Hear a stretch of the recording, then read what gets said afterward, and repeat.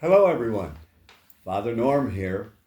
If you watch on a regular basis, or even if you don't, last week, because I always do this on Tuesday, I gave a reflection, and we didn't yet have a pope for the Roman Catholic Church, and for that sake, for the world. And so just talked in a more open ended way about who that person might be and how they might inspire us. And of course, since then, just within a couple days later, certainly that we received Pope Leo the 14th as our Pope, as our universal pastor. And I'm sure many of you, even if you're not of the Catholic tradition, have watched and been hopefully touched and inspired by much of the example of his life, not only now that he's Pope, but knowing his whole background. I know, among other things, I watched a half-hour program about him when he was in Peru, in a major city there for 20 years. And many of the people interviewed and talking about he was always with and among the people, and he did all kind of things to help people come out of poverty and to make the city that he was in stronger, where people genuinely cared for each other. And so we know he's the real deal. And what reminds me, and I said this when I was preaching this last weekend, that a young man actually from Villanova, which was obviously where you probably know this anyway, where the Pope went to college here in the United States. But this young man said, "I am so glad that this man is Pope." He went on to say, and this was his personal opinion, and it doesn't necessarily have to be yours.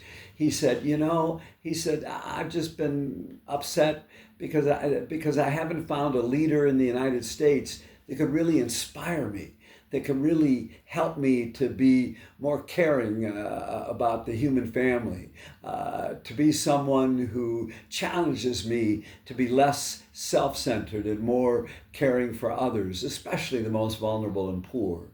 And I thought of that, and I remember the thing that he also added, which to me is very striking and very simple. He put it this way. He said, we've tended to have a statement or a slogan recently that America first. And, there's some concern about that maybe that's even being a nation too self-centered.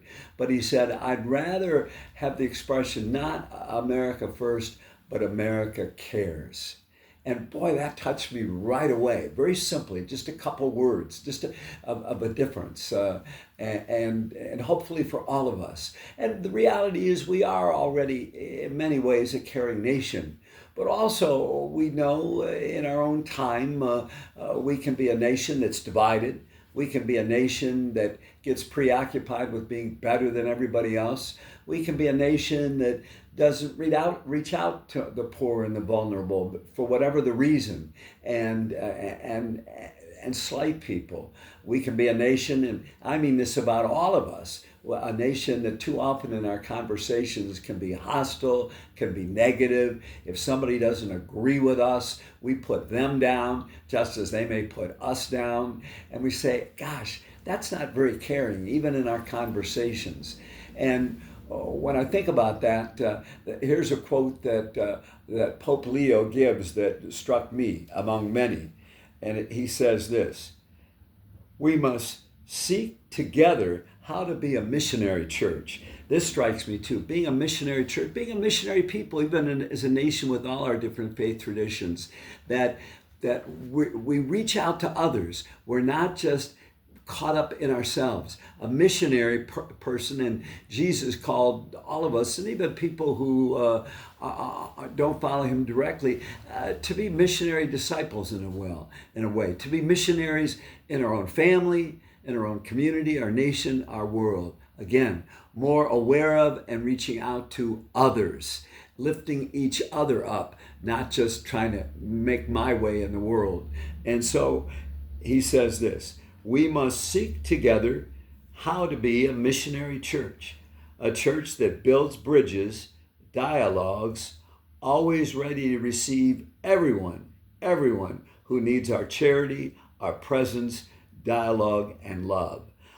Yes, we probably all need to be mindful. We often talk about mindfulness today in a lot of psychology courses, which can have great value. The mindfulness, be more open, be more present to the present moment. Don't be so preoccupied going off in greater directions. Mindfulness is a way of seeing how to be more centered, how to be more at peace. And here, the mindfulness that the Pope is talking about, okay, that has its place, but that mindfulness helps us hopefully, again, not to stay in the center and say, oh yeah, here I am trying to get my own peace, which has value, but mindful of others, more mindful, even right in our own family. There can be people I know that I've talked to that are doing a lot around the community. But I remember this one young man, this was a few years ago, that said, you know, my mom, she comes to church regularly. She's involved in these dinners for the poor. But this young man said, but you know what? She never really has time for me.